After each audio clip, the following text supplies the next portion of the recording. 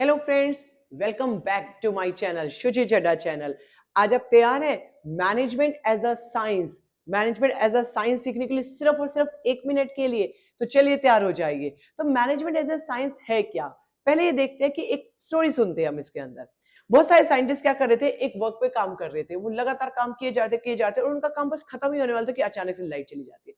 जब लाइट चली जाती है तो क्या होता है, उनका सारा का सारा काम डैमेज हो जाता है, सारा का सारा काम लॉस्ट हो जाता है और वो बहुत परेशान हो जाते हैं, फ्यूरियस हो जाते हैं। फिर उन्होंने साइंटिस्ट ने सोचा कि ऐसा ना हो, तो उन्होंने एक आविष्कार किया, एक डिस्कवरी करी। किस चीज की? यूपीएस। किस चीज की डिस्कवरी करी? यूपीएस। यूपीएस क्या करता था? थोड़ी देर के लिए बैकअप देता था अगर लाइट चली जाती थी। और यही बच्चों हमारा क्या है, हमारा features of management as a science है।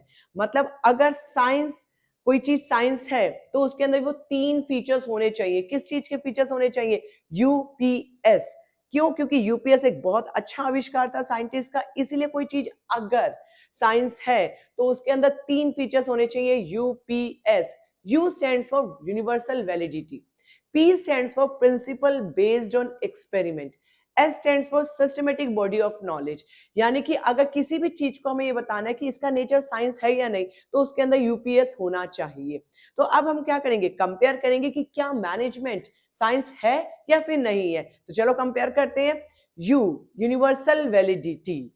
अगर हम बात करें, प्रिंसिपल्स, जो मैनेजमेंट के प्रिंसिपल्स है वो हर जगह एप्लीकेबल है। हर जगह, चाहे कोई भी हो, चाहे छोटी ऑर्गेनाइजेशन हो, बड़ी ऑर्गेनाइजेशन हो, इंडिया के अंदर हो, इंडिया से बाहर हो, प्रॉफिट मेकिंग हो, नॉट फॉर प्रॉफिट मेकिंग हो। लेकिन यूनिवर्सल है, वैलिडिटी तो है, लेकिन यूनिवर्सल एप्लीकेबल नहीं है। एज इट इज हम उसे अप्लाई नहीं कर सकते। क्यों नहीं कर सकते? क्योंकि आपके मैनेजमेंट के प्रिंसिपल्स ह्यूमन बीइंग से डील करते हैं। तो मैनेजमेंट का ये फीचर इससे मैच नहीं करता। अब नेक्स्ट फीचर की बात करते हैं, P, principle based on experiment. Yes, management के फीचर्स बहुत एक्सपेरिमेंट कर करके बनाए गए हैं, तभी उन्हें जनरल साइंटिफिक प्रिंसिपल्स कहा गया और उन्हें कहा उनको हर जगह क्या कर सकते हैं, अप्लाई कर सकते हैं। तो ये प्रिंसिपल्स भी कैसे बने? एक्सपेरिमेंट करके बने। तो यानी कि ये फीचर मैनेजमेंट का साइंस के साथ बिल्कुल बिल्कुल मैच करता है। नाउ एस बात करते हैं, सिस्टमेटिक बॉडी ऑफ नॉलेज। जिस तरह से एक पूरी थियोरेटिकल नॉलेज हमारी साइंस की है, बुक्स हैं, हम साइंस में बुक्स पढ़ते हैं, हम उसके थियोरी पढ़ते हैं, प्रिंसिपल्स पढ़ते हैं, इसी तरह से बच्चों मैनेजमेंट की भी अब एक पूरी की पूरी थियोरेटिकल लैब है, जहां पर हम मैनेजमेंट के प्रिंसिपल सीखते हैं कि मैनेजर्स कैसे बनाए जाते हैं। तो ये प्रिंसिपल भी मैनेजमेंट के साथ मैच करता है। यानी कि हमारा पीएस तो मैच कर जाता है, यू यानी कि यू, यूनिवर्सल वैलिडिटी वाला पॉइंट पूरी तरीके से मैच नहीं करता।